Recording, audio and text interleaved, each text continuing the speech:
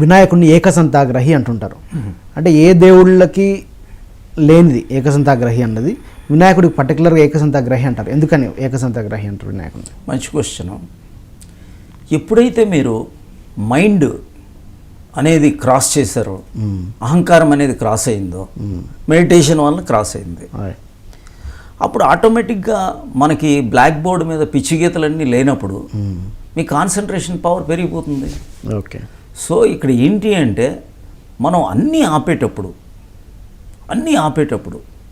ధ్యానపూర్వకంగా మనం ఉండేటప్పుడు, సమాధి లెవెల్కి మనం వెళ్ళేటప్పుడు మీ కాన్సన్ట్రేషన్, మీ memory, recall, retention, recall, registration perfect ఉంటాయి. అందుకనే ఏకసంతాగ్రహి. అందుకనే ఏ దేవుడిని ఏకసంతాగ్రహంలా, వినాయకుడిని మాత్రమే అన్నారు. అది okay. So that's is totally connected with only inner process. బయట ఏది కాదు, అక్కడ ఎవరో వ్యక్తులు లేరు. వినాయక పూజ అంటే ఇన్నర్ ప్రాసెస్. ఆ ఇన్నర్ ప్రాసెస్ ఏంటంటే గణేష్ ఉపాసన అంటే మనం ఇవన్నీ చెయ్యాలి. ఈ క్షణంలో ఉండగలగాలి, ప్రతి ఏ క్షణానికి భయపడకూడదు, ఏ క్షణంలో ఉంటే ఆ క్షణంలో సంపూర్ణంగా ఉండాలి. నెక్స్ట్ క్షణం వచ్చేటప్పుడు ప్రీవియస్ క్షణం కానీ మళ్ళీ వచ్చే క్షణం గురించి ఆలోచించకూడదు. Okay. Desirelessness, detachment, being in here and now and fearlessness మొత్తం ఇంటిగ్రేట్ అయినాయి. అది ఎన్ని ధ్యానం తాలూకా బై ప్రోడక్ట్స్. ఓకే. ఆత్మదర్శనం తాలూకా బై ప్రోడక్ట్స్. అచ్చా, ఒక మనిషి మెడిటేషన్ చేస్తే ఎలా అయితే బై ప్రోడక్ట్స్ ఉంటాయి అవన్నీ వినాయకుడి రూపంలో మనకు చూపించారు.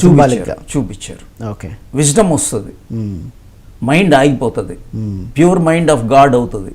ఇప్పుడు ఏంటంటే మైండ్ అంటే ఏంటంటే కొద్దిగా ఇటు అటు అటు కన్ఫ్యూషన్ అన్నమాట. అంటే ఎలకలాగా ఒకటి తినేస్తుంది, ఇంకొకటి తినేస్తుంది, ఈ పంట నాశనం చేస్తుంది, ఆ పంట నాశనం చేస్తుంది. చంచలత్వం మన చంచల్ హే అని అంటాడు భగవద్గీతలో. అలా అది అధిగమించాలంటే విజ్డమ్ ఎప్పుడు వస్తుంది, బుద్ధి ఎప్పుడు వస్తుంది.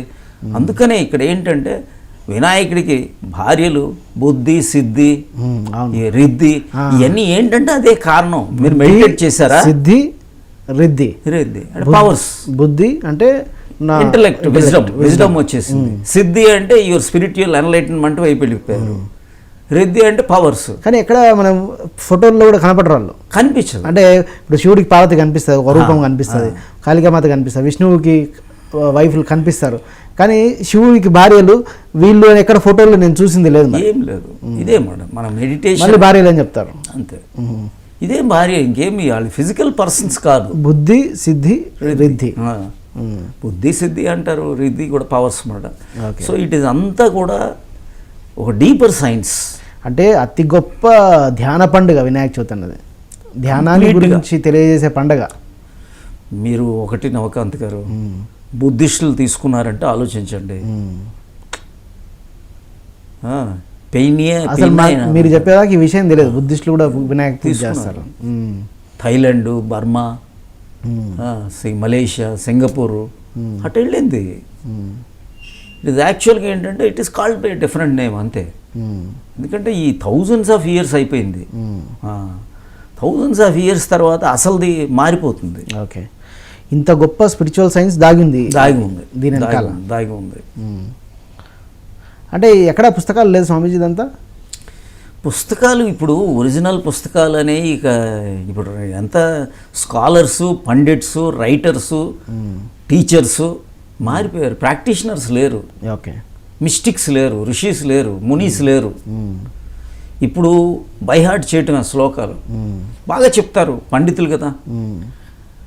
కాలేజ్ లెక్చరర్గా తెలుగు పండితులు, సంస్కృతం పండితులు కాబట్టి బాగా చెప్తారు అంతే. ధ్యానం చేయరు కదా. ఆ ధ్యానం చేస్తే దాని అండర్స్టాండింగ్, ఆ డీపర్ మీనింగ్ అర్థం అవుతుంది. ఇప్పుడు మీరు కూడా మెడిటేషన్ చేస్తారు కాబట్టి ఇవన్నీ అర్థమైనాయి. వినాయక చవితి కాన్సెప్ట్ 100%.